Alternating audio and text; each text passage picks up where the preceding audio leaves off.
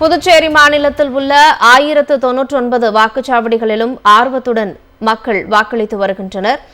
இதுகுறித்த கூடுதல் விவரங்களை வழங்குவதற்காக செய்தியாளர் ராஜு நம்முடைய இணைப்பில் இருக்கிறார். ராஜு, கூடுதல் விவரம் என்ன? வணக்கம் கிரிஜா.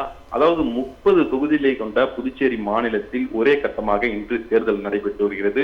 குறிப்பாக காலை 7 மணிக்கு தொடங்கிய இந்த தேர்தல் வாக்குப்பதிவானது விறுவிறுப்பாக நடைபெற்று வருகிறது. 9 மணி நிலவரப்படி 18% வாக்குகள் பதிவாகி இருக்கிறது.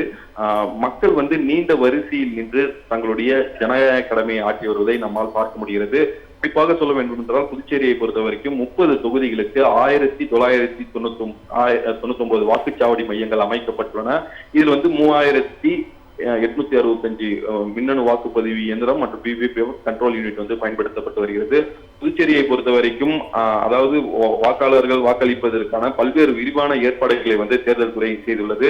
அதாவது இந்த கோடைக்காலம் என்பதால் வாக்குச்சாவடிகளுக்கு முன்பு நிழற்படை மற்றும் குடிநீர் உள்ளிட்ட பல்வேறு அத்தியாவசிய தேவைகளை தேர்தல் துறை செய்துள்ளது. மேலும் சொல்ல வேண்டும் என்றால் புதுச்சேரியை பொறுத்த வரைக்கும் பல்வேறு முக்கிய பிரமுகர்களும் காலை முதலே தங்களுடைய ஜனநாயக கடமையை ஆற்றி வருகிறார்.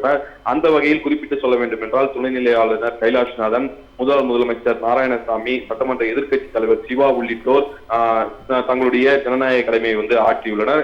மாலை 6 மணி வரை வாக்குப்பதிவு நடைபெற உள்ளது. குறிப்பாக மாலை 6 மணிக்குள் வாக்குச்சாவடிகளுக்கு வருபவர்களுக்கு டோக்கன் கொடுக்கப்பட்டு அதன் பிறகும் வாக்குப்பதிவு செய்வதற்கான ஏற்பாடுகளை தேர்தல் துறை செய்துள்ளது.